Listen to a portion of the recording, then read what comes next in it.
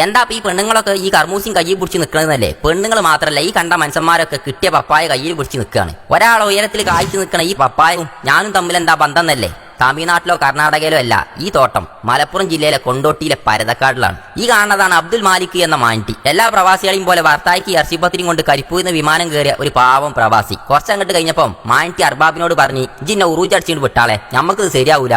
നാട്ടിക്ക് വന്ന് ഈ കാണുന്ന അളിയൻ സമീറിനെയും കൂട്ടി കുറച്ച് നിലം വാങ്ങി അതിൽ രാവിലെയും വൈകുന്നേരവും ഇല്ലാതെ കെട്ടിയോളും മാൻറ്റിയും കൊത്തി കളിച്ചുണ്ടാക്കിയ പപ്പായ തോട്ടത്തിന്റെ കഥയാണിത്. തമിഴ്നാട്ടിലും കർണാടകയിലൊക്കെ ഇത് കൃഷി ചെയ്യാൻ പറ്റുള്ളൂ എന്നല്ല നിങ്ങളെ വിചാരം? നമ്മളെ നാട്ടിലും ഈ കൃഷിയൊക്കെ സിമ്പിളായി ചെയ്യാം. നയിച്ചാള മനസ്സും ധൈര്യം ഉണ്ടെങ്കിൽ മലപ്പുറത്തിന്റെ മണ്ണിലും പൊന്നിന്റെ നിറമുള്ള പപ്പായ കൃഷി വിജയിക്കുന്നു തെളിയിക്കുകയാണ് മികച്ച കൃഷിക്കാരനുള്ള അവാർഡ് വരെ കിട്ടിയ നമ്മളെ മാൻറ്റി എന്ന മാലിക്ക്. ഇങ്ങോട്ട് നോക്കി, കാണാൻ തന്നെ എന്താ റങ്ക്. ചെറിയ ചെറിയ വലിപ്പത്തിലുള്ള മരങ്ങൾ. അതിന് നേരത്തിനിടാനുള്ളതൊക്കെ ഇട്ട് കൊടുത്ത് വലുതായപ്പം 6 മാസം കൊണ്ട് പറിച്ചെടുക്കാനായിന്. ഓരോന്നിനും വെള്ളം വളം ഒക്കെ കൊടുത്ത് കൊത്താതക്കാൻ വേണ്ടി കെട്ടിപ്പൊതിഞ്ഞു വെക്കും. ഈ കാണുന്നതൊക്കെ രാവും പകലില്ലാതെ ഈ മനുഷ്യൻ നയിച്ചുണ്ടാക്കിയ പപ്പായ മരങ്ങളാണ്.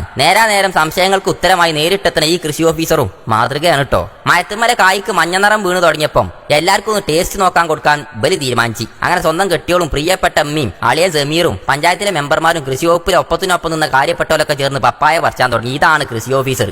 തിരിച്ച് പൊട്ടിച്ചുമ്പം 37 മാൻറ്റിക്ക് കൊടുത്ത ധൈര്യത്തിന്റെ മധുരാണ് ഈ കാണുന്നത്. അങ്ങനെ ഈ കാണുന്ന മരത്തുമെന്നൊക്കെ പപ്പായ പറിച്ചാൻ തുടങ്ങി. ഈ മനുഷ്യനത് മുറിച്ചാൻ തുടങ്ങി. എന്താ ഇതൊരു ചോപ്പ്? മുറിച്ചു വെച്ച മിസ്റ്റർ കർമൂസനെ തിന്നു നോക്കിയപ്പം മധുരം കൊണ്ട് തൊള്ളേ കൂടെ കപ്പലങ്ങോട്ട് പായും. വായക്കൊല, പൂള, ചേമ്പ്, ചേന, അല്ലറ ചില്ലറ കൃഷികൾ വേറെയുണ്ട് ഈ പറമ്പിൽ. എനിക്കും കിട്ടി നല്ല മഞ്ഞ നിറത്തിലുള്ള ഒരു കിടക്കാച്ചി കർമൂസ. തത്തമ്മ ചുണ്ടു പോലുള്ള ഈ കർമൂസ ഏതോ കിളി കൊത്തിയതാണ്.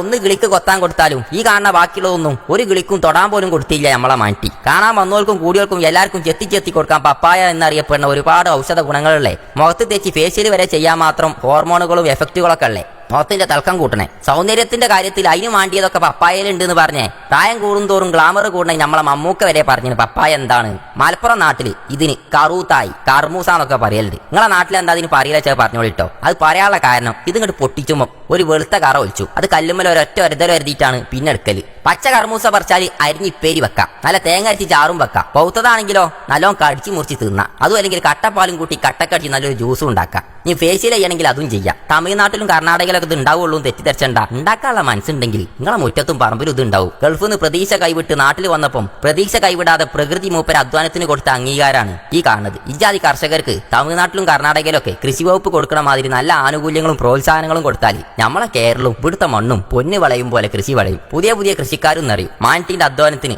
ഇട്ടോളി ഒരു ലേക്ക്. മറ്റൊരു സ്ഥലത്ത് മറ്റൊരു വീഡിയോ ആയിട്ട് വീണ്ടും കാണാം.